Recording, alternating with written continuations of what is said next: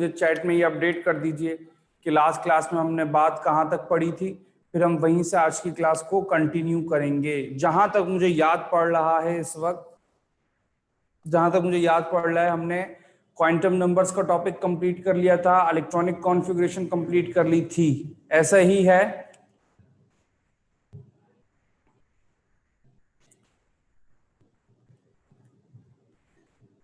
ठीक है बेटा, तो आज ऑलमोस्ट वैसे चैप्टर एंड हो गया। आज थोड़ा बहुत डिस्कशन करेंगे, फर्दर कंटिन्यू करेंगे।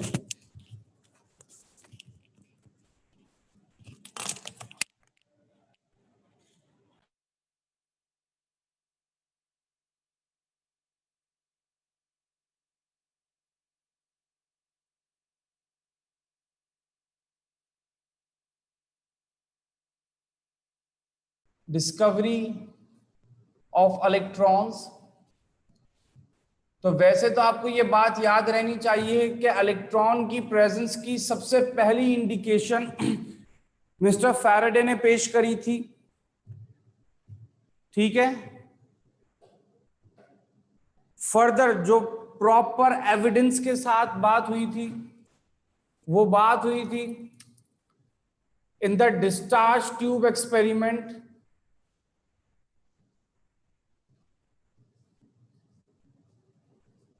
डिस्चार्ज ट्यूब एक्सपेरिमेंट, और इसको हम कैथोड रे ट्यूब एक्सपेरिमेंट भी कंसीडर करते हैं।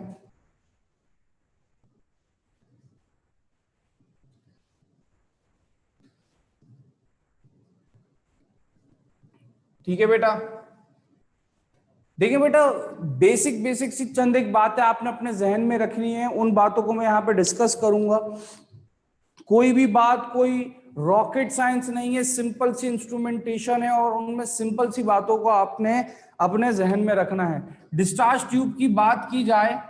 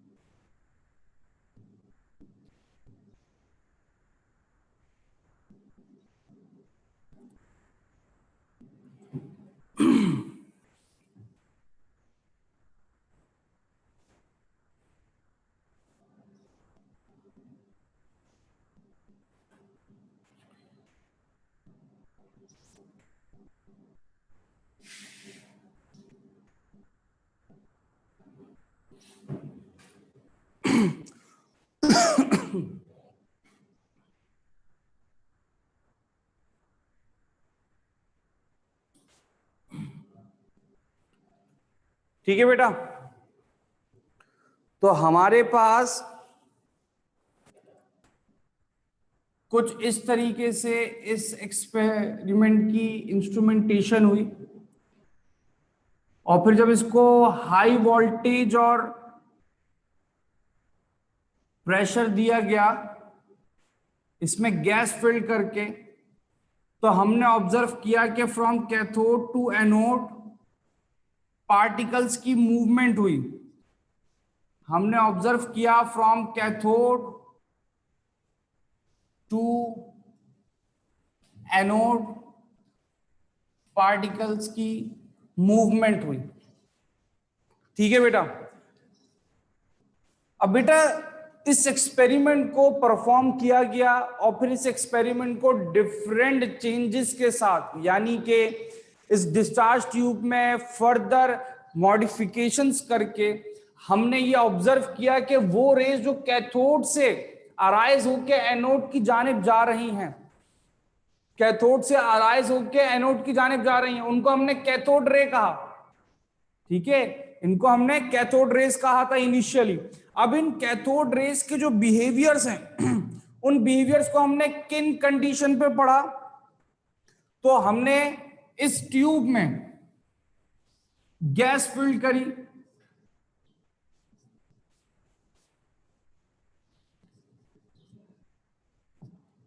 ठीक है, गैस फिल्ड इन ट्यूब, और यहां पे एक वैक्यूम अटैच किया कि हम उस गैस के प्रेशर को खुद से कंट्रोल कर सकें। गैस के प्रेशर को कंट्रोल करने के लिए वैक्यूम यहां पे, ठीक है, डिजाइन में रखा गया था कि प्रेशर को रिड्यूस किया जा सके वैक्यूम ऑन करके। ठीक है, गैस फिल्ड थी ट्यूब में, हाई करंट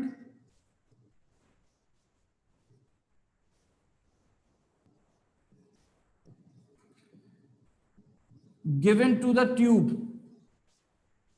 डायरेक्ट मैं आप लोगों को शॉर्ट शॉर्ट वो बातें बता रहा हूं जो आप लोगों को याद रहनी चाहिए इस एक्सपेरिमेंट के लिए। ठीक है,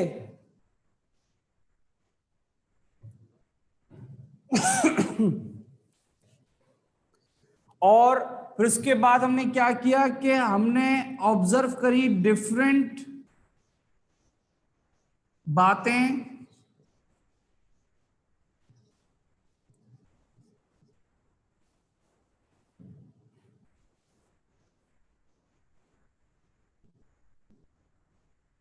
प्रेशर रिड्यूस करने पर। ठीक है भाई, हमने एक डिस्चार्ज ट्यूब डिजाइन करी, कैथोड से एनोड की जानिब करंट जब पास हुआ और इस ट्यूब में गैस फिल करी, और हमने ऑब्जर्व किया कि आहिस्ता आहिस्ता करके पहले हाई वोल्टेज पे हाई प्रेशर था, ठीक है, फिर प्रेशर रिड्यूस करके वोल्टेज प्रोवाइड किया, फिर प्रेशर रिड्यूस करके हाई वोल्टेज प्रोवाइड किया। तो हमने ये ऑब्जर्वेशन ली कि प्रेशर रिड्यूस करने के नतीजे में डिफरेंट बातों को ऑब्जर्व किया जा रहा है। कभी ऐसा होता है कि आप करंट प्रोवाइड करें और कोई ऑब्जर्वेशन ना मिले, कभी ऐसा होता है कि कैथोड से एनोड तक हमें फ्लोरेसेंट मिले, कभी हमें ऐसा दिखता है कि हम बहुत ज्यादा प्रेशर रिड्यूस कर दें तो ये चीज बिल्कुल ही कोई ऑब्जर्वेशन नहीं देती, कोई कलर नहीं होती। लेकिन ग्लास ट्यूब जो होती है वो हमें green fluorescence, green flash provide करती है। और ये तमाम बातें हमने कब कब ऑब्जर्व करी? प्रेशर रिड्यूस करने पर ऑब्जर्व करी। अब बेटा ये तमाम कंडीशंस को देखने के बाद हमारे पास क्या आई? हमारे पास आई properties of cathode rays. Properties of cathode rays के हवाले से आप लोगों को बातें मालूम होनी चाहिए theoretical discussion point of view से, कि अगर आपसे सवाल पूछा जाए कि which of the following is true about cathode rays, तो आपको ये बातें मालूम होनी चाहिए जो उनकी प्रॉपर्टीज के तौर पे पढ़ी जाती हैं। तो भाई पहला पॉइंट तो सबसे ये है, ठीक है। अच्छा, ये प्रॉपर्टीज हमें खुद से पता नहीं चली, डिफरेंट नंबर्स ऑफ एक्सपेरिमेंट्स किए, इस डिस्चार्ज ट्यूब में डिफरेंट मॉडिफिकेशंस लाए, कभी इसमें ओपेक ऑब्जेक्ट रखा, कभी इसमें एक पैडल रखा, और इन तमाम चीजों को देखते हुए कभी कोई इलेक्ट्रिक और मैग्नेटिक फील्ड दी। तो इन डिफरेंट मॉडिफिकेशंस के नतीजे में प्रॉपर्टीज हमें क्या पता चली? पहली प्रॉपर्टी पता चली, they travel in straight line.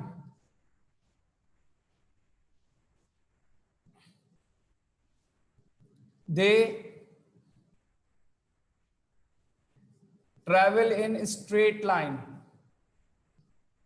ठीक है, पहली बात तो हमें यह पता चली। दूसरी बात, दे कैन पेनिट्रेट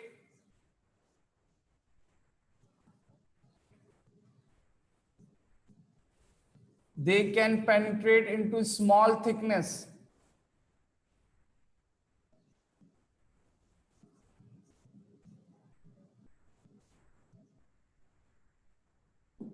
जो मटेरियल स्मॉल थिकनेस रखते हैं, ज्यादा थिक नहीं होते, ये उसको पेनिट्रेट करने की सलाहियत रखता है। ठीक है, they exert mechanical pressure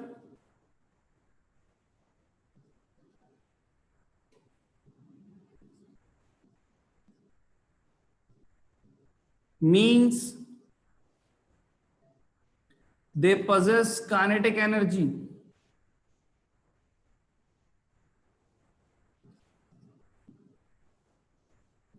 they possess kinetic energy, they are deflected by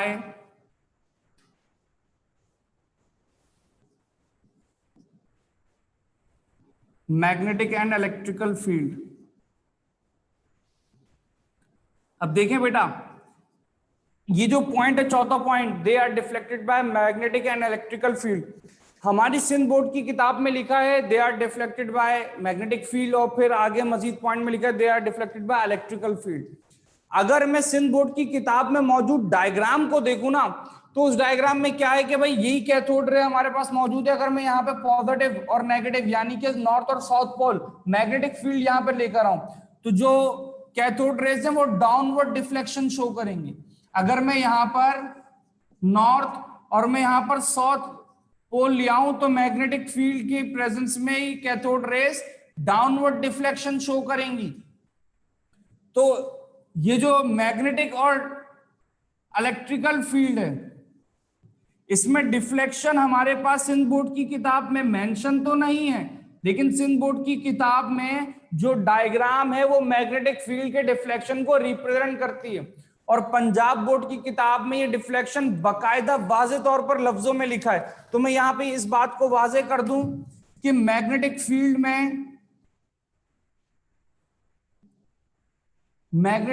में डिफ्लेक्शन डाउनवर्ड होता है, डाउनवर्ड डिफ्लेक्ट करेंगी रेज, ठीक है। और इलेक्ट्रिकल फील्ड में ये डिफ्लेक्शन अपवर्ड होता है।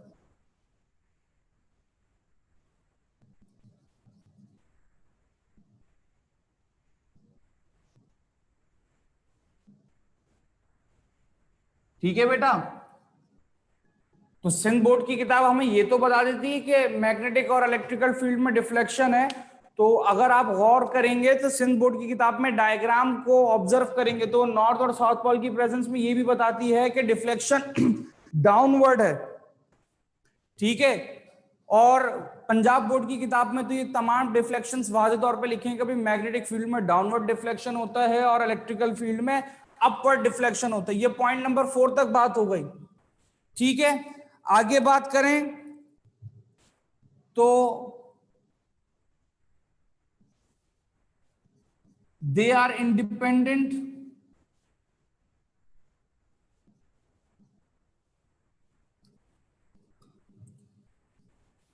of nature of gas filled in the tube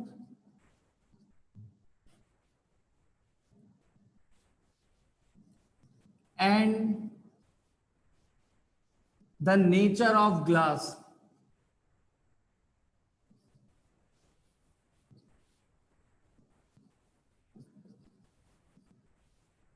ठीक है, तो जो कैथोड रेज होती हैं वो बजाते खुद जो इलेक्ट्रॉन्स हैं उनकी बात हो रही है, तो वो इस पे डिपेंड नहीं करता कि कौन सी गैस फिल की गई है या फिर ट्यूब किस गिलास से बनाई गई है।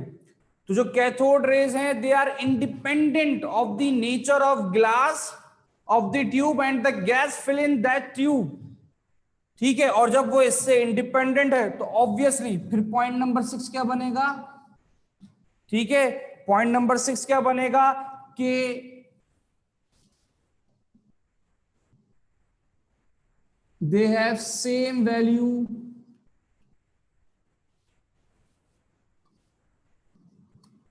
of charge upon mass ratio every time। EM ratio, charge upon mass ratio, जो फिजिक्स में आप लोग पढ़ते हैं, सर राशिद ने आप लोग ये बातें बताई होंगी। तो their charge upon mass ratio is same every time, their charge upon mass ratio is same every time. बेटा इसमें कोई समझने वाली बात नहीं है, सिर्फ लिखने वाली और याद करने वाली बातें हैं। तो ट्यूब कैसी है, किन चीजों पे ऑब्जर्वेशन हुई और ऑब्जर्वेशन के बाद क्या प्रॉपर्टीज हमारे पास आई, ये तमाम बातें मैंने मेंशन कर दी हैं इसको कॉपी कर लीजिए, फिर डिस्कवरी ऑफ प्रोटॉन्स पढ़ेंगे जो इससे भी छोटा टॉपिक है। उसके बाद डिस्कवरी ऑफ न्यूट्रॉन पढ़ेंगे जो सिर्फ एक इक्वेशन का टॉपिक है। ठीक है बेटा। और फिर रेडियो एक्टिविटी पढ़ेंगे, और अगर टाइम मिला तो बोर्स थ्योरी को फिर पढ़ेंगे।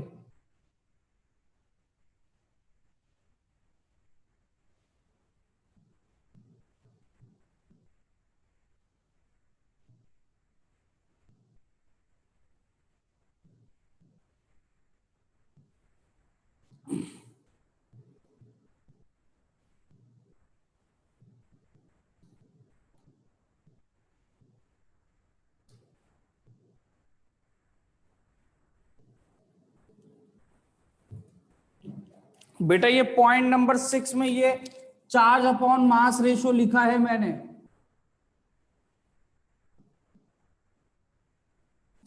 E ओवर M से रिप्रेजेंट किया जाता है चार्ज ओवर मास रेशो।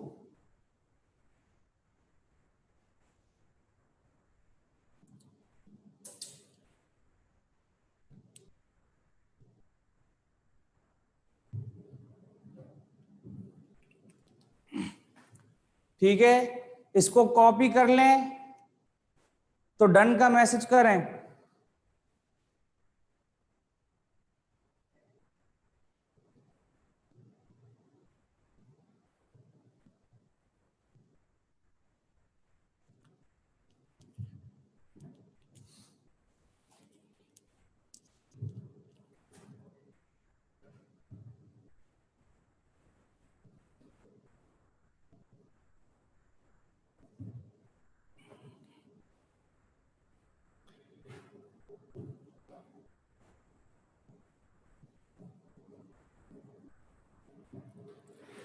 देखिए बेटा, डिस्कवरी ऑफ प्रोटॉन्स को जब हम पढ़ते हैं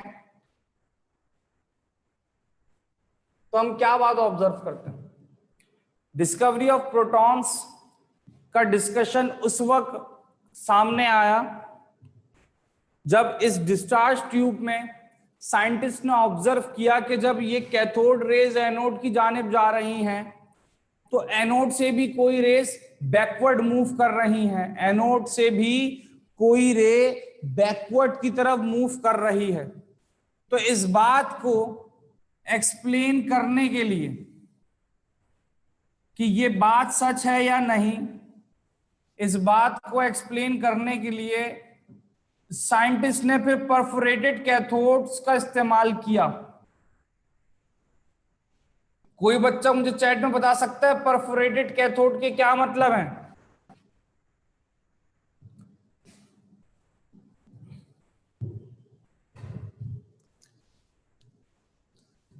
पोरस, जिसमें होल्स मौजूद हों, जिसमें सुराख मौजूद हों, तो कैथोड हमने परफोरेटेड इस्तेमाल किया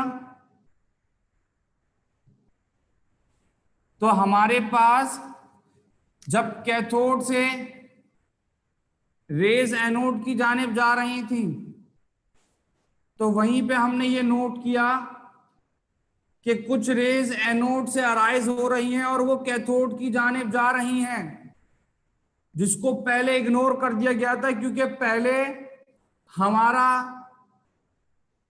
जो सारा फोकस था वो सारा फोकस साइंटिस्ट ने कैथोड रेस के लिए रखा हुआ था। तो भाई हमने ये देखा, हमने ये नोट किया कि भाई कुछ रेस एनोड से अराइज हो रही हैं, एनोड से अराइज हो रही हैं और वो परफोरेटेड कैथोड की जानिब बढ़ रही हैं, और आगे कैथोड के जो हमने स्क्रीन में लगाई थी उस स्क्रीन पे हमें फ्लोरेसेंस मिलते हैं।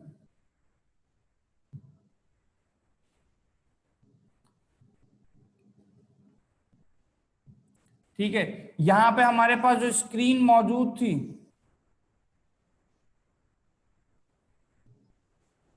उस स्क्रीन पे ये तमाम रेज आके टकराती हैं, फ्लोरेसेंस प्रोड्यूस करती हैं, लाइट प्रोड्यूस करती हैं, तो हमें आइडिया होता है कि कोई चीज बैकवर्ड आ रही है।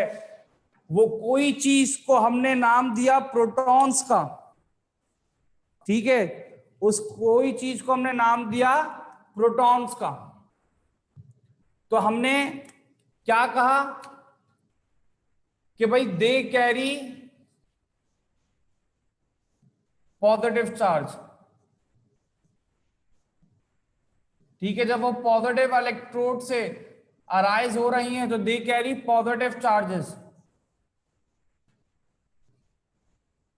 they carry positive charges, their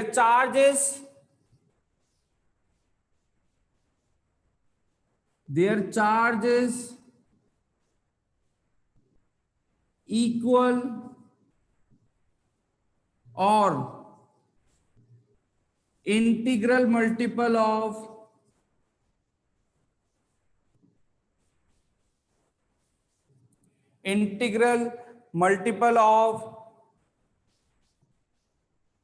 charge of electron.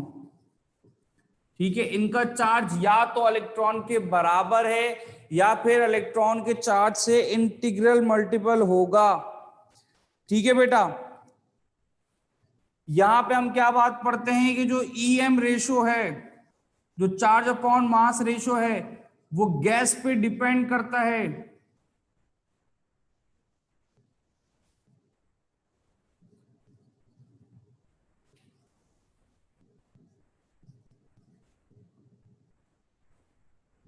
तो ट्यूब में जो गैस मौजूद होगी उस हवाले से हमारे पास ईएम की वैल्यू आएगी। ठीक है, और फिर आखिरी बात हमें क्या पता चलती है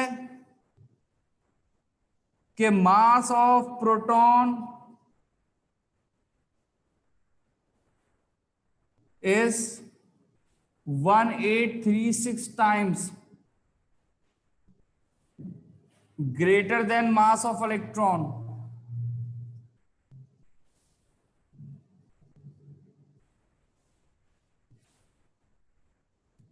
बेटा ये वो तमाम बातें मैं बोर्ड पे लिखता जा रहा हूं जिससे एमसीक्यूज बन सकते हैं। तो खुदारा ये discovery of electron proton neutron में जो आप लोग इतना वक्त बर्बाद करते हैं, अगर अभी भी कंटिन्यू करना चाहें कर लें, कोई मसला नहीं, लेकिन इन पॉइंट्स को आपने जबानी याद करना है, फिंगर टिप्स पे रखना है इन तमाम बातों को। अभी कुछ देर पहले की बात है, किसी क्लास में मैंने सर राशिद को पढ़ाते हुए देखा, तो सर राशिद ने एक डिस्कशन में लिखा कि mass of proton is 1836 times of electron. तो बच्चों के सवालात आने लग गए कि सर ये 1836 आप कहां से लेकर आए। तो बेटा काइंडली इस टाइप की बातें नहीं कीजिएगा, कुछ फैक्ट्स होते हैं जो आपने याद रखने हैं, जो हुआ हो रहा है, जो हुआ है, हमें वो बात याद रखनी है। जो नेचर है, नेचर में हमारी मर्जी नहीं चलती। ठीक है,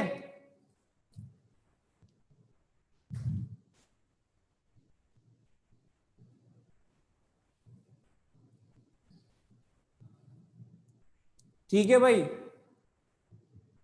एनोड से आ रहा है, बच्चे बोल रहे हैं सर एनोड से आ रहा है तो पॉजिटिव चार्ज क्यों होगा। बेटा एनोड देखिए पॉजिटिव टर्मिनल से कनेक्टेड है, एनोड यहाँ पे पॉजिटिव चार्ज इलेक्ट्रोड है और कैथोड नेगेटिव चार्ज इलेक्ट्रोड है। अब ये मत बोलिएगा कि सर एनोड पॉजिटिव कैसे हो गया, कैथोड नेगेटिव कैसे हो गया, क्योंकि ये बातें इस लेवल पे आके आप लोगों को सूट नहीं करती। कैथोड पॉजिटिव भी हो सकता है, नेगेटिव भी हो सकता है, इस बात का ख्याल रखिएगा।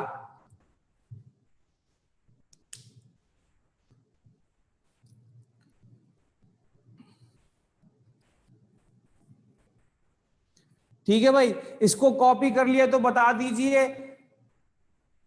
फिर डिस्कवरी ऑफ न्यूट्रॉन के पॉइंट्स लिखवाऊंगा। डिस्कवरी ऑफ न्यूट्रॉन में तो कोई पॉइंट नहीं है, सिर्फ एक इक्वेशन है जो बहुत इंपॉर्टेंट इक्वेशन है। तो यहां तक सबने कॉपी कर लिया है।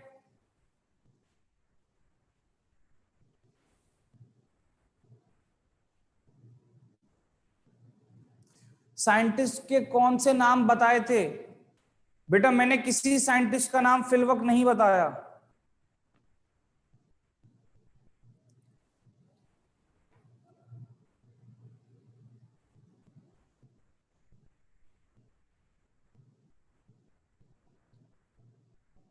ठीक है भाई, इसको कॉपी कीजिए, जल्दी से कॉपी करें, उसके बाद डिस्कवरी ऑफ न्यूट्रॉन्स पढ़ेंगे।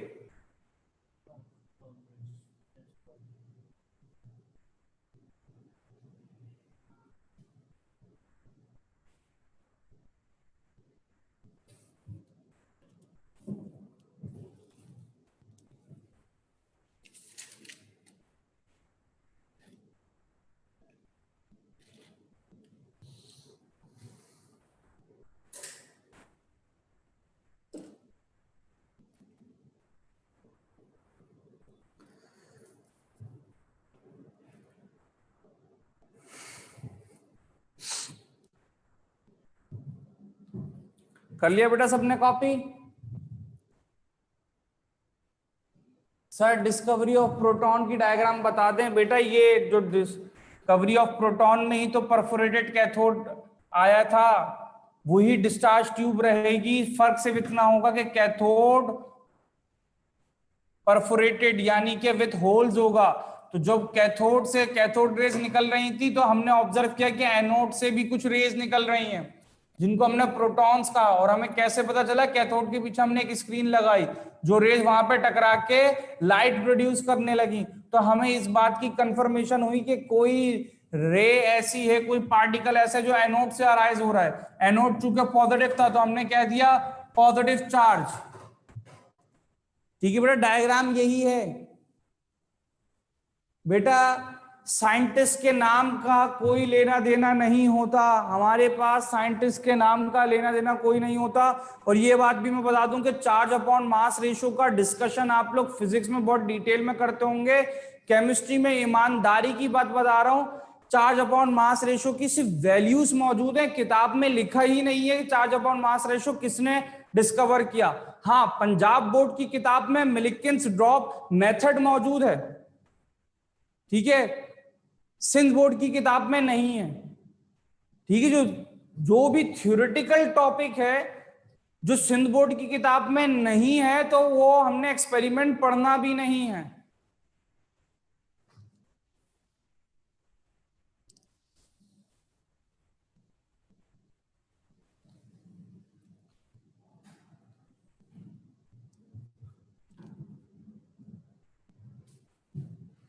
डिफ्लेक्शन बेटा प्रोटॉन्स में भी होगा, लिखा अगर मैंने नहीं है तो इसकी वजह यह है कि किताब में यह बात मौजूद नहीं है। हम लोग जो सबसे ज्यादा एक्सपेरिमेंटेड डिस्कवर अपना ऑब्जर्वेशन लेते हैं वो कैथोड रेज में लेते हैं कि डिस्चार्ज ट्यूब की डिफरेंट मॉडिफिकेशन किए। कभी डिस्चार्ज ट्यूब में पैडल लगाया, कभी डिस्चार्ज ट्यूब में ओपेक ऑब्जेक्ट मेंशन किया, कभी इलेक्ट्रिकल फील्ड दी, कभी magnetic field the.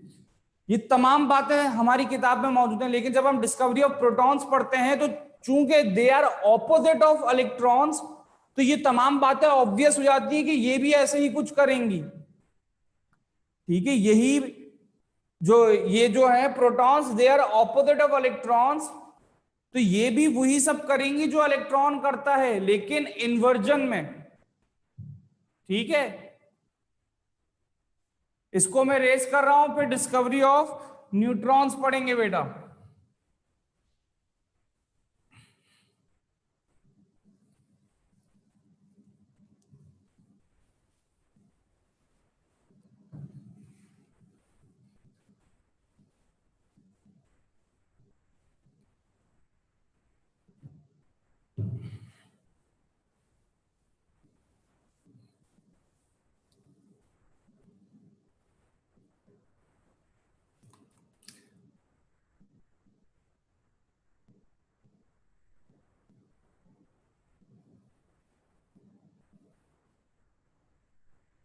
Discovery of neutrons बेटा हमारे पास प्रोटॉन से भी ज्यादा छोटा टॉपिक है, प्रोटॉन से भी ज्यादा छोटा टॉपिक है। क्यों भाई? हमारे पास ऑब्जर्व किया जाता है कि भाई एक लेड ब्लॉक मौजूद है, और इस लेड ब्लॉक से हमारे पास, ठीक है, हम लेड ब्लॉक से अराइज करेंगे अल्फा पार्टिकल्स, जो अल्फा पार्टिकल्स हमारे पास बेरिलियम से जाके टकराएंगे, ठीक है।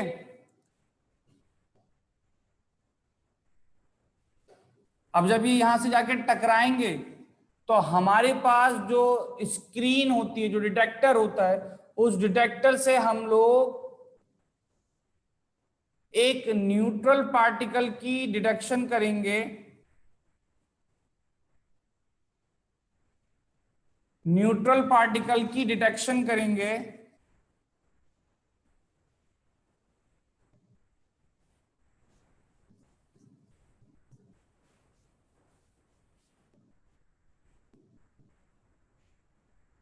ठीक है, जिसको हम लोग न्यूट्रॉन कंसीडर करने लगे। तो हम ये कहते हैं कि भाई बेरिलियम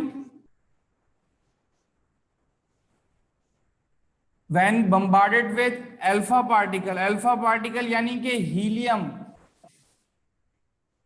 ठीक है, हीलियम को हम लोग अल्फा पार्टिकल कंसीडर करते हैं, ठीक है। तो जब बेरिलियम को बम्बार्ड करेंगे, bombardment of beryllium by helium nuclei, ठीक है, तो हमारे पास क्या होता है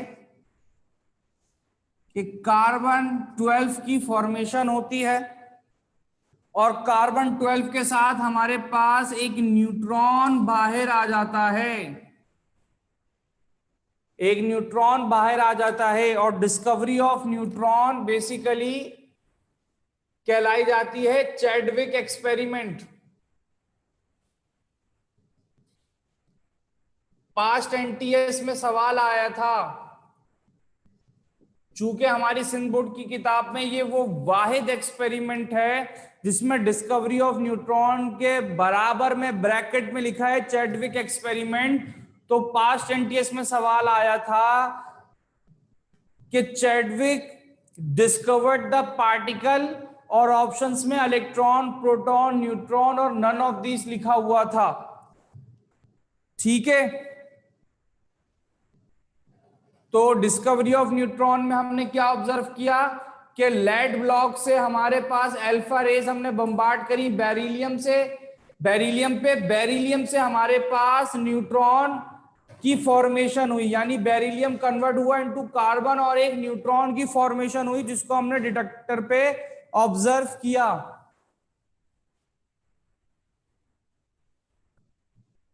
ठीक है भाई। ये डिस्कवरी ऑफ न्यूट्रॉन में पढ़ते हैं। डिस्कवरी ऑफ न्यूट्रॉन में सिर्फ क्या मालूम होना चाहिए, ये इक्वेशन मालूम होनी चाहिए, और सिर्फ इतना मालूम होना चाहिए डिस्कवरी ऑफ न्यूट्रॉन किस एक्सपेरिमेंट के जरिए अमल में आई। बेटा इन तीनों एक्सपेरिमेंट को पढ़ने के बाद हमें पता चला कि हमारे पास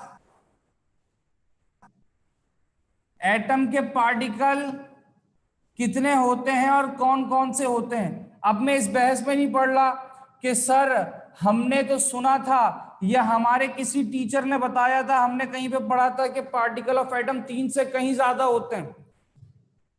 तो बेटा बहुत सारे पार्टिकल्स डिस्कवर हो चुके हैं, इलेक्ट्रॉन, प्रोटॉन, न्यूट्रॉन्स, मीजॉन्स, नेगेट्रॉन, पॉजिट्रॉन और एक्स वाई जेड, बहुत सारे, न्यूट्रिनो भी होता है, ठीक है। इवन अब वो दौर आ गया है कि लोगों को क्वार्क्स और मीजॉन्स भी पढ़ाए जाते हैं, लेकिन इनमें से कोई भी बात हमारी किताब में मौजूद नहीं है।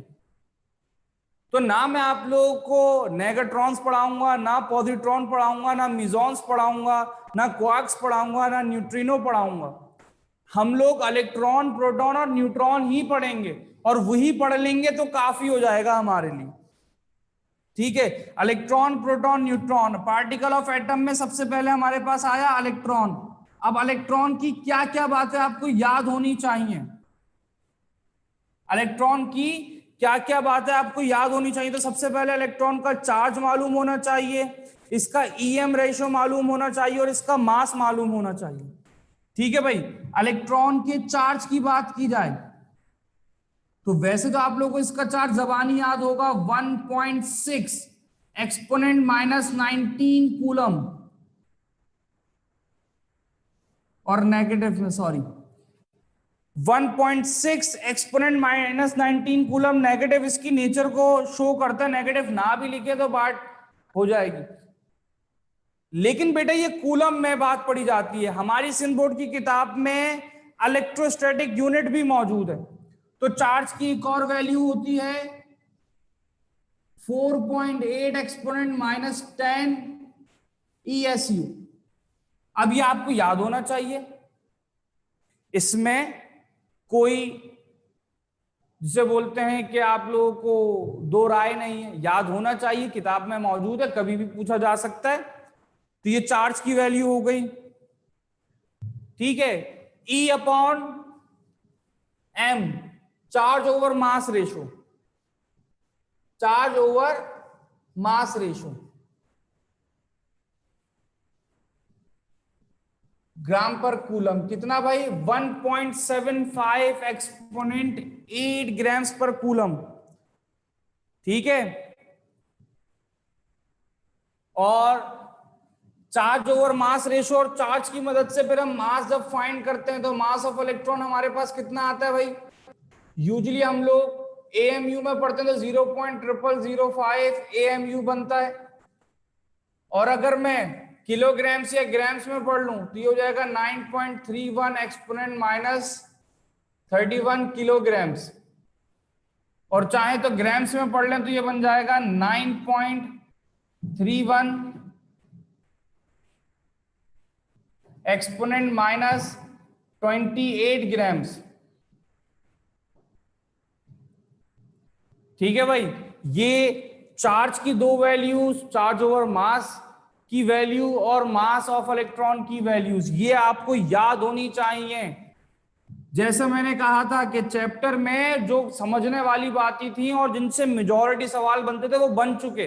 अब जो चैप्टर की बकिया बातें वो पढ़ा रहा हूं मैं, वो भी सिर्फ इसलिए कि कल को कोई ये ना बोले कि सर इतना बड़ा चैप्टर था आपने 2 टॉपिक में निपटा दिया। तो भाई पढ़ा मैं सब रहा हूं और उसमें मजीद में समराइज करके पढ़ा रहा हूं कि भाई जो बातें काम की ना वही बता रहा हूं।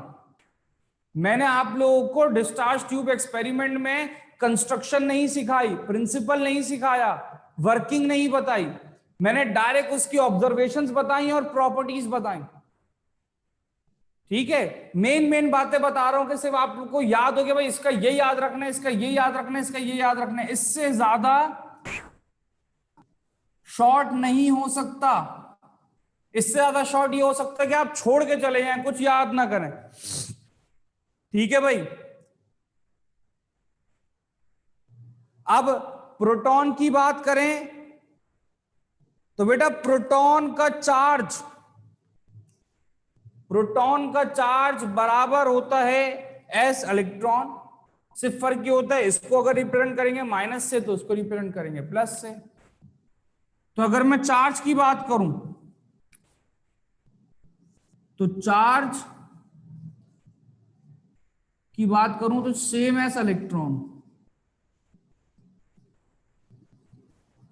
Same S electron. अब EM रेशो डिपेंड करता है कि किस सब्सटेंस के प्रोटॉन की बात करी जा रही है, तो EM रेशो नहीं पढ़ा जाता।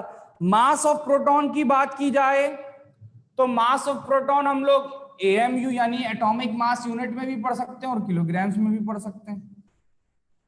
तो ये एटॉमिक मास यूनिट में हो गया 1.007 AMU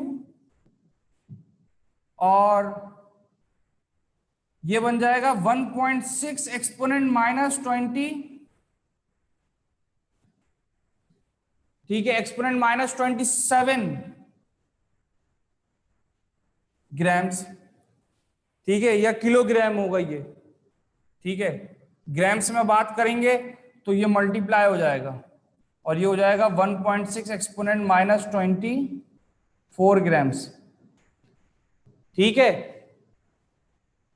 बेटा आप लोगों को याद रहना चाहिए कि AMU किसके बराबर होता है, ठीक है। ये याद रहना चाहिए कि 1 AMU, ठीक है। अक्सर किताबें आप लोग जो बाजारों से खरीदते हैं ना 200-200 300-300 रुपए की किताबें, उनमें ये सवाल आ जाता है, बच्चे बोलते हैं सर ये बात तो हमने कभी पढ़ी नहीं। तो 1 AMU बराबर होता है 1.66 एक्सपोनेंट माइनस 24 ग्राम्स के। ठीक है बेटा। और आखिरी डिस्कशन न्यूट्रॉन का होगा। ठीक है, आखिरी डिस्कशन हम न्यूट्रॉन का करेंगे।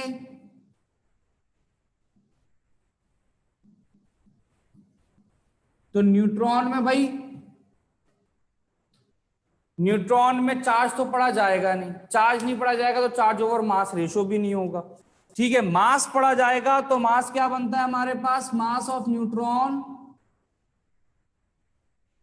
बनता है 1.008 AMU, या फिर ये ऑलमोस्ट सेम ही वैल्यू बन जाती है ग्राम्स और किलोग्राम्स में आके, तो 1.6 एक्सपोनेंट माइनस 27 किलोग्राम्स और 1.6 एक्सपोनेंट माइनस 24 ग्राम्स। तो इलेक्ट्रॉन के हवाले से जो वैल्यूज हैं, प्रोटॉन्स के हवाले से जो वैल्यूज हैं और न्यूट्रॉन्स के हवाले से जो वैल्यूज हैं, तमाम बातें बोर्ड पे लिख दी हैं।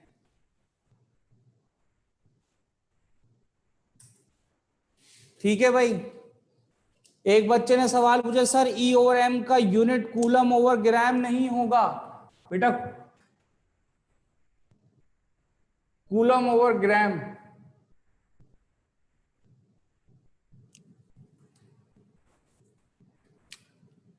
कूलम ओवर ग्राम होगा।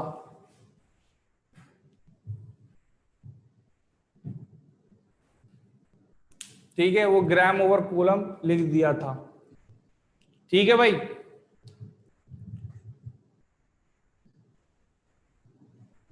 बेटा न्यूट्रॉन का चार्ज नहीं होता, न्यूट्रॉन जीरो चार्ज होता है, इसलिए चार्ज नहीं लिखा। आप मुझसे पूछ रहे हैं सर न्यूट्रॉन का चार्ज क्या होगा, न्यूट्रॉन का चार्ज जीरो होता है। क्लास 3 से पढ़ाना शुरू कर देते हैं ये बात तो, कि न्यूट्रॉन जीरो चार्ज होता है, इलेक्ट्रॉन नेगेटिव चार्ज होता है, प्रोटॉन पॉजिटिव चार्ज होता है। ठीक है भाई।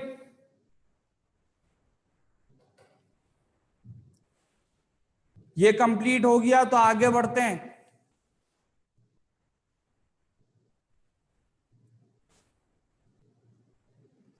बेटा न्यूट्रॉन और प्रोटॉन का मास सेम होता नहीं है, लेकिन बहुत माइन्यूट डिफरेंस होता है। उस माइन्यूट डिफरेंस को जब ग्राम और किलोग्राम में पढ़ा जाता है तो वो ऑलमोस्ट नेग्लिजिबल हो जाता है।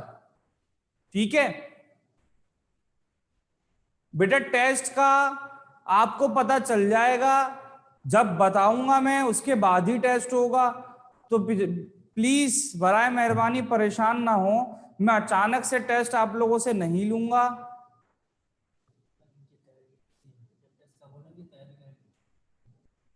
ठीक है, चैप्टर 6 का आप लोगों का मेरे ख्याल से चैप्टर 1 का बोला था, तो चैप्टर 1 का टेस्ट हो जाएगा बेटा, कोई परेशानी की बात नहीं है। आप लोग का टेस्ट प्रिपेयर है, जैसे ही स्केड्यूल के अकॉर्डिंग मेरा टेस्ट लगेगा तो मैं आप लोगों से टेस्ट ले लूंगा।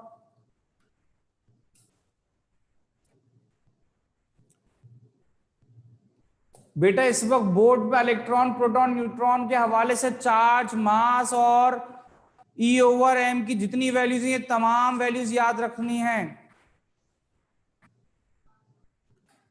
ठीक है बेटा, तो फिर एक काम करते हैं, आज की क्लास को यहीं पे एंड करते हैं। नेक्स्ट क्लास में हम लोग रेडियो एक्टिविटी पढ़ेंगे, यानी alpha beta gamma rays, Rutherford experiment और बोहर्स एक्सपेरिमेंट।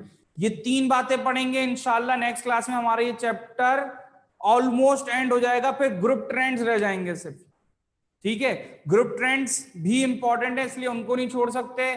तो इंशाल्लाह नेक्स्ट क्लास में ऑलमोस्ट चैप्टर एंड हो जाएगा, अगर नेक्स्ट क्लास में वक्त मिला, क्योंकि बोहर एक्सपेरिमेंट तो आप लोगों को सर राशिद ने बहुत डिटेल में पढ़ा दिया है। ठीक है, और उसके न्यूमेरिकल्स भी करवा दिए। मेरे सिलेबस में बोहर का एक भी न्यूमेरिकल नहीं है, इसलिए हमने सिर्फ बोहर की पॉइंट्स पढ़ने हैं, लिमिटेशंस पढ़नी है, और उसकी लिमिटेशन, उसकी जो है थ्योरी के अकॉर्डिंग रेडियस ऑफ हाइड्रोजन का डेरिवेशन, एनर्जी की डेरिवेशन, वेव नंबर की डेरिवेशन, फ्रीक्वेंसी की डेरिवेशन। तो डेरिवेशन भी हमें परफॉर्म नहीं करनी, डायरेक्ट फॉर्मूलाज लिखना। तो फिजिक्स में तो आप लोग के पास न्यूमेरिकल्स होते हैं कि लेमन से बामर, बामा पास्टन ब्रैकेट पी फंड, इसमें ट्रांजिशन के न्यूमेरिकल्स आप लोग ऑब्जर्व कर रहे होते हैं। हमारे पास कोई भी न्यूमेरिकल नहीं है, तो हमें सिर्फ पढ़ते हुए आगे बढ़ना है, तो हमें इतना टाइम नहीं लगेगा। शायद हमें